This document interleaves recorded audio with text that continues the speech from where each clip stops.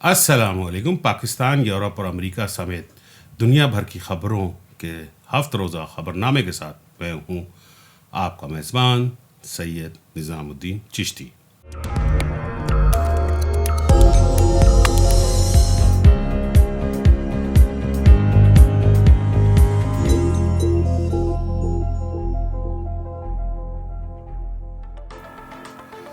سب سے پہلے head lines. وزیر اعظم پاکستان عمران خان نے کہا ہے کہ اوورسیز پاکستانیوں کا پاکستان سٹیزن پورٹل پر اعتماد کا اظہار ہماری اہم کامیابی ہے. وزیر اعظم پاکستان عمران خان سے پرنس چارلس کا ٹیلی فونک رابطہ.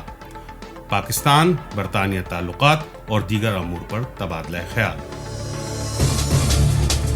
پاکستان اور چین نے گوادر میں جاری منصوبوں پر کام کی رفتار تیز اور فوری مکمل کرنے پر اتفاق کیا ہے.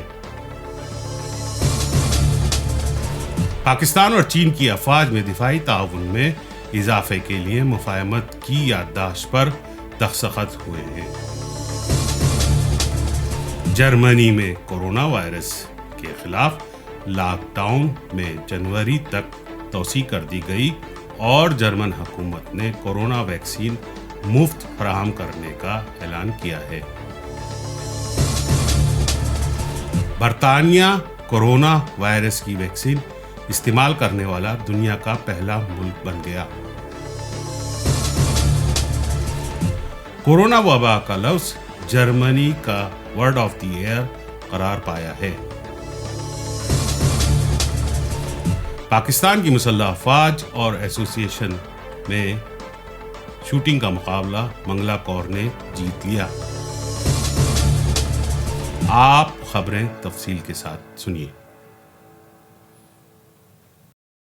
وزیر اعظم پاکستان عمران خان نے کہا ہے کہ سمندر پار پاکستانیوں نے پاکستان سٹیزن پورٹل کا بھرپور استعمال کر کے پورٹل پر اعتماد کا اظہار کیا ہے. وفاقی دارالحکومت اسلام آباد میں پاکستان سٹیزن پورٹل کے 2 سالہ کارکردگی کے حوالے سے منعقدہ تقریب سے خطاب کرتے ہوئے عمران خان نے کہا کہ اوورسیز پاکستانیوں کو اگر اپنی شکایات کا اچھا ریسپانس ملتا رہے گا تو وہ اسے پورٹل کو مزید استعمال کریں گے. اور اب تک 3 ملین افراد نے سٹیزن پورٹل کا استعمال کیا. عمران خان نے کہا کہ حکومت سٹیزن پورٹل کو مزید بہتر اور مضبوط بنائے گی. وزیر اعظم عمران خان نے لوگوں کو ہدایت کی ہے کہ حکومت کے مختلف محکموں کے خلاف شکایات کے فوری ازالے کے لیے بڑے پیمانے پر پاکستان سٹیزن پورٹل کو استعمال کریں. وزیر اعظم پاکستان عمران خان نے ویلز کے شہزادے چارلس سے ٹیلی فون پر گفتگو کی اور باہمی دلچسپی کے امور، 2 طرفہ تعلقات، کووڈ-19، ماحولیاتی تبدیلی سمیت دیگر امور پر تبادلہ خیال کیا. وزیر اعظم نے کووڈ-19 سے برطانیہ میں ہونے والی جانی نقصان پر تعزیت کا اظہار کرتے ہوئے کہا کہ کورونا کی وبا سے نمٹنے کے لیے عالمی تعاون اہم ہے. وزیر اعظم عمران خان نے ماحولیاتی تبدیلی کے حوالے سے کہا کہ ماحولیاتی تبدیلی موجودہ دور کا ایک اہم مسئلہ ہے اور پاکستان عالمی برادری کے ساتھ مل کر اس مسئلے سے نمٹنے کے لیے پرعزم ہے. انہوں نے کہا کہ پاکستان اور برطانیہ کے درمیان باہمی تعلقات اور باہمی دلچسپی کے تمام شعبوں میں تعاون میں وقت کے ساتھ اضافہ ہو رہا ہے. وزیر اعظم پاکستان نے پرنس آف ویلز کو ماحولیاتی تبدیلیوں کے چیلنجوں سے نمٹنے کے لیے پاکستان کی جانب سے اٹھائے گئے اقدامات سے آگاہ کیا. وزیر اعظم عمران خان نے پرنس آف ویلز کو دورہ پاکستان کی دعوت بھی دی. پاکستان اور چین نے گوادر میں جاری منصوبوں پر کام کی رفتار کو تیز کرنے اور منصوبوں کو جلد از جلد مکمل کرنے پر اتفاق کیا ہے. یہ اتفاق رائے پاکستان اور چین کے مابین گوادر سے متعلق جوائنٹ ورکنگ گروپ کے 5ویں اجلاس میں کیا گیا جو بذریعہ ویڈیو لنک منعقد ہوا. اجلاس کی صدارت سیکریٹری منصوبہ بندی پاکستان مطہر نیاز رانا اور چین کے DG NDR سی ینگ زیانگ نے مشترکہ طور پر کی. اجلاس کے اعلامیہ کے مطابق اجلاس میں گوادر بندرگاہ کے ترقیاتی منصوبوں پر پیش رفت پر اطمینان کا اظہار کیا گیا، جبکہ چین نے بندرگاہ کو فعال بنانے میں پاکستان کی کاوشوں کو بھی سراہا۔ اجلاس میں فیصلہ کیا گیا کہ گوادر انٹرنیشنل ایئرپورٹ پر کام کو جلد از جلد مکمل کیا جائے گا اور چین گوادر کے معاشی منصوبے، زراعت، لائیو اسٹاک اور ماہی گیری جیسے منصوبوں میں معاونت کرے گا۔ چین کے قومی دفاع کے وزیر جنرل وی فینگ ہی نے راولپنڈی جنرل ہیڈ کوارٹر میں پاکستان کی بری فوج کے سربراہ جنرل قمر جاوید باجوہ سے ملاقات کی۔ پاک فوج کے شعبہ تعلقات عامہ ISPR کے مطابق ملاقات کے دوران باہمی دلچسپی کے امور، علاقائی سلامتی اور دو طرفہ تعاون پر تبادلہ خیال کیا گیا۔ ملاقات کے دوران جنرل قمر جاوید باجوہ نے کہا کہ پاک فوج چین کے ساتھ ازمودہ اور برادرانہ تعلقات کو بڑی قدر کی نگاہ سے دیکھتی ہے۔ ہم ہمیشہ ایک دوسرے کے ساتھ کھڑے ہیں اور مستقبل کے چیلنجوں کی صورتحال میں ہمارے تعلقات میں کوئی فرق نہیں پڑے گا۔ اس موقع پر دونوں ممالک کی افواج کے درمیان دفاعی تعاون میں اضافے کے لیے مفاہمت کی ایک یادداشت پر دستخط بھی ہوئے۔ قبل ازیں چین کے قومی دفاع کے وزیر نے یادگار شہداء پر پھولوں کی چادر بھی چڑھائی۔ پاک فوج کے ایک چاق و چوبند دستے نے معزز مہمان کو گارڈ آف آنر بھی پیش کیا۔ چین کے وزیر دفاع نے پاک فوج کی علاقائی امن کے لیے کوششوں اور سی پیک پروجیکٹ کے تحفظ کے لیے کوششوں کی بھی تعریف کی، جبکہ بری فوج کے سربراہ نے علاقائی اور عالمی فورس پر تمام ایشوز پر پاکستان کی غیر متزلزل حمایت کرنے پر چین کے قومی دفاع کے وزیر سے اظہار تشکر کیا۔ آسٹریلیا کے رائل ملٹری کالج میں پاکستان آرمی کے نوجوان کیڈٹ محمد حارث میراج بہترین غیر ملکی نیشنل ملٹری کیڈٹ قرار پائے ہیں۔ پاک فوج کے شعبہ تعلقات عامہ ISPR کے مطابق ملٹری کیڈٹ کی باکسنگ آؤٹ پریڈ آسٹریلیا کے رائل ملٹری کالج میں منعقد ہوئی۔ ISPR کے مطابق یہ اعزاز ملنا پاک فوج کے سرشار اور پرعزم جونیئر قیادت کے اعلیٰ ترین تربیت کے حصول کے معیار کا ثبوت ہے۔ اب سنتے ہیں دنیا بھر سے عالمی خبریں۔ جرمنی کی چانسلر اینجلا میرکل نے ملک میں کرونا وائرس کے خلاف نافذ کردہ جزوی لاک ڈاؤن اور پابندیوں میں جنوری تک توسیع کا اعلان کیا ہے۔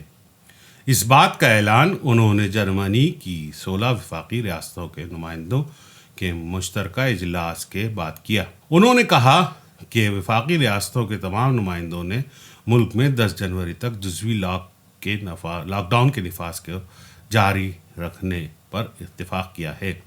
جرمن خبر رساں ادارے کے مطابق جرمن چانسلر اینجلا میرکل 4 جنوری کو دوبارہ 16 وفاقی ریاستوں کے اجلاس سے خطاب کریں گی تاکہ اس وقت کی صورتحال کا جائزہ لیا جا سکے۔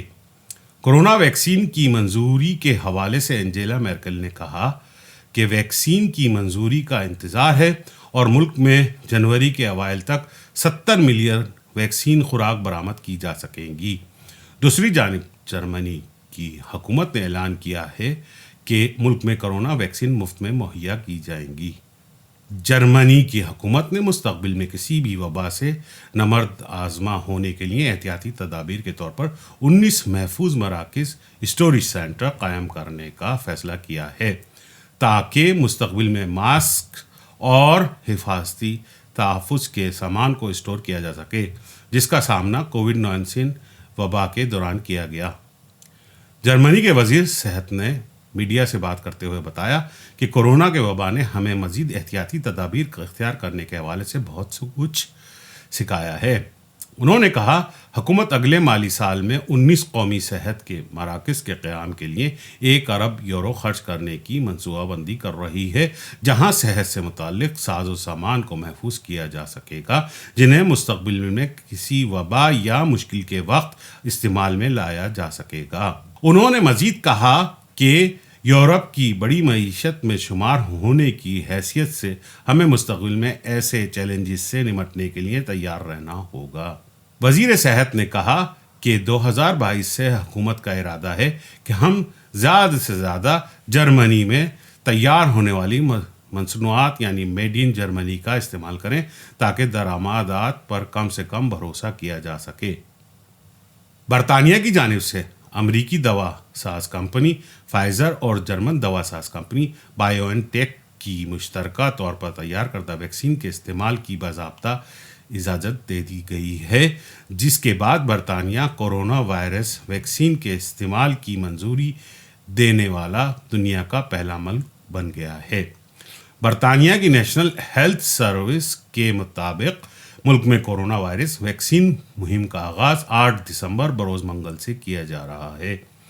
برطانیہ کے وزیر اعظم بورس جانسن نے کورونا ویکسین مہم کو ملک کی تاریخ کی سب سے بڑی مہم قرار دیا ہے اور عوام سے اپیل کی ہے کہ وہ ویکسین مہم کو کامیاب بنانے کے لیے تعاون کریں۔ میڈیا رپورٹ کے مطابق برطانیہ کورونا وائرس ویکسین کی 40 ملین خوراک کا آرڈر کر چکا ہے، جس میں 8 لاکھ ویکسین اس ہفتے برطانیہ پہنچ جائیں گی، جبکہ باقی رواں ماہ کے آخر تک پہنچنے کا امکان ہے۔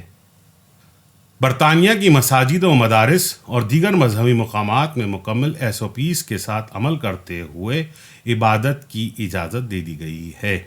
کونسل آف ماسک کی جانب سے جاری کردہ خصوصی ہدایات کے مطابق SOPs پر سختی کے ساتھ عمل درآمد کو یقینی بنانا ہوگا۔ امریکہ نے چین کے اعلیٰ حکام پر دنیا پر اپنا رسوخ استعمال کرنے کی الزام پر پابندیاں عائد کر دی ہیں۔